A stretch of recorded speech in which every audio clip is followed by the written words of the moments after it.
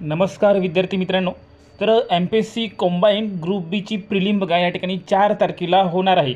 आणि यावर बघा वय वाढ संबंधित जो मुद्दा होता तो या ठिकाणी बघा खूप तापलेला आहे. आणि यावर बघा खूप साऱ्या न्यूज चॅनलनी यावर रिपोर्ट देखील दिलेला आहे.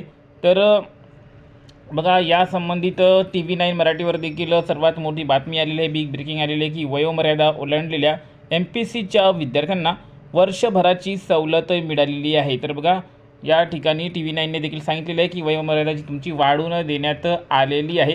परंतु अजून एम-पी-एस-सीकडून असा कोणताही नोटीस किंवा GR प्रकाशित झालेला नाही आहे. परंतु लवकरच हा GR आणि नोटीस एम-पी-एस-सी प्रकाशित करणार आहे. बघा आज सुट्टीचा दिवस आहे, तर उद्या सोमवारी याचा GR बघा येण्याचे चान्सेस आहे. सोमवारी नाही आले तर मंगळवारी, परंतु उद्यापासून याचा GR कधी पण येऊ शकतो. तर तुमची एक्झाम 4 जानेवारीला होणार आहे की नाही बघा सर्वांचे ॲडमिट कार्ड आलेले आहे आणि ॲडमिट कार्ड तुम्ही डाउनलोड देखील केलेले आहे.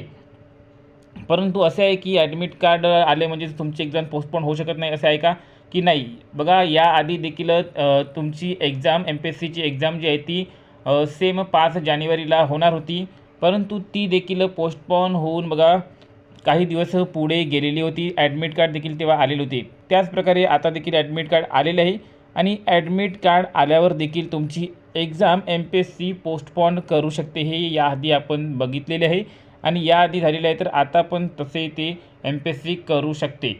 असे नाही की ॲडमिट कार्ड आले म्हणजे तुमची एक्झाम पोस्टपोन होऊ शकत नाही. तर बघा सुरुवातीला तुमची एक्झाम एम-पी-एस-सीची कधी होणार होती. सुरुवातीला एक्झाम होणार होती तुमची 9 नोव्हेंबरला. त्यानंतर 9 नोव्हेंबरवरून डायरेक्ट 21 डिसेंबरला एक्झाम पोस्टपोन झाली. नंतर 21 डिसेंबरवरून ती पोस्टपोन झाली, तर डायरेक्ट 21 डिसेंबरला गेली. नंतर 21 डिसेंबरवरून डायरेक्ट ती 4 जानेवारीला पोस्टपोन करण्यात आली. आणि त्यानंतर बघा आता 4 जानेवारीला एक्झाम होणार अशी आस धरून सर्व विद्यार्थी या ठिकाणी बसलेले होते. परंतु आता पुन्हा एकदा पोस्टपोन होण्याचे सावट या एम-पी-एस-सीच्या एक्झामवर, कंबाईनच्या प्री एक्झामवर पसरलेले आपल्याला दिसत आहे. बघा या ठिकाणी विद्यार्थ्यांसाठी एम-पी-एस-सीचा वयोमर्यादा शिथिलतेचा विचार यावर आपण व्हिडिओ बनवला होता. जानेवारी महिन्यात त्याची आठवड्यात आयोगाची बैठक देखील होणार होती.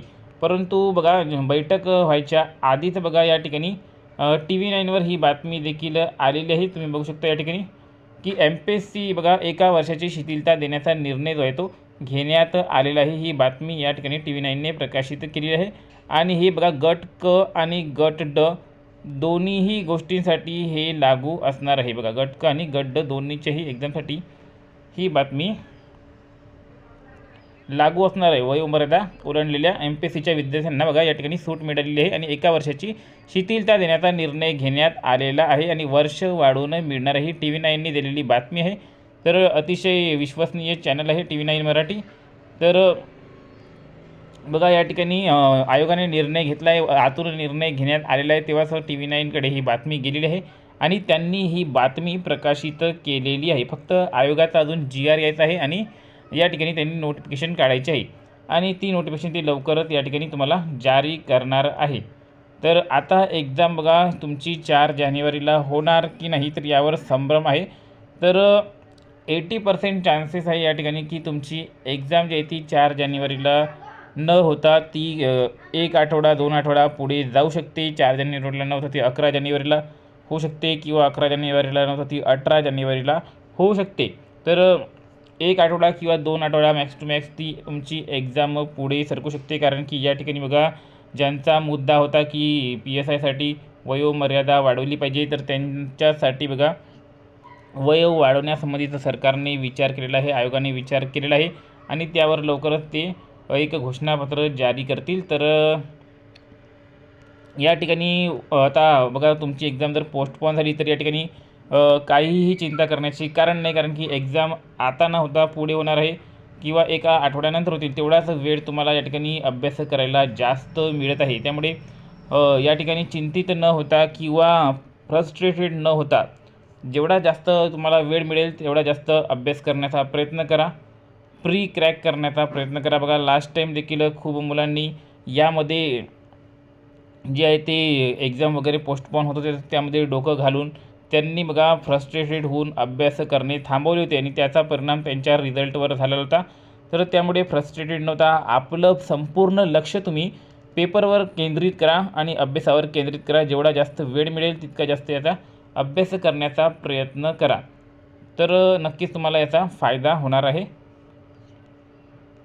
तर उद्या बघा काही ना काही MPSC आयोग जे आहे ते महाराष्ट्र पब्लिक सर्व्हिस कमिशन आयोग काही ना काही निर्णय, काही ना काही नोटिफिकेशन तुम्हाला जारी करणार आहे आणि या ठिकाणी एक्झाम जी आहे ती पोस्टपोन होण्याचे मॅक्झिमम चान्सेस आहे आणि ऑन टाईम होण्याचे या ठिकाणी कमी चान्सेस आहे. बघा या ठिकाणी चांगला निर्णय देखील खूप चांगला आहे, कारण की खूप साऱ्या मुलांचे बघा या ठिकाणी वयोमर्यादा जी आहे ती उलटल्यामुळे त्यांना या ठिकाणी चान्स मिळाला नव्हता, कारण की त्यांचा अभ्यास वगैरे खूप त्यांनी प्रयत्न केले होते. इतक्या वर्षापासून ते प्रयत्न करत आले होते, अभ्यास करत आले होते, परंतु बघा 2 महिन्यांनी किंवा 3 महिन्यांनी त्यांची जर वयोमर्यादा या ठिकाणी बसत नसेल तर त्यांच्यासोबत खूप मोठं या ठिकाणी नाइंसाफी होणार होती. कारण की बघा MPSCची एक्झाम या ठिकाणी खूपदा पोस्टपोन झालेली आहे आणि ज्या टायमावर त्याची नोटिफिकेशन यायची आहे त्या टायमावर आली नाही. त्यामुळे खूप मुलांची या ठिकाणी एज लिमिट जी आहे ती त्यामध्ये बसलेली नाही आहे आणि त्यामुळे त्यांना आता बघा हे पेपर पासून ते वंचित झाले होते. त्यांनी फॉर्म देखील भरलेला नव्हता, तर त्यांना नवीन लिंक वगैरे ओपन करून दिली जाणार आहे. आणि हे सर्व बघा हा जो निर्णय आहे तो MPSC कंबाईन ग्रुप बी आणि ग्रुप सी दोघांसाठी लागू होणार आहे आणि 1 वर्षाची यामध्ये तुम्हाला मुदत मिळणार आहे. बघा ही MPSCची नोटिफिकेशन. यामध्ये बघा सहाय्यक कक्ष अधिकारीची 3 पदे होती, राज्य कर निरीक्षकाची 279 पदे होते आणि PSIची देखील या ठिकाणी जवळपास 300 पदे ॲड झालेली आहे.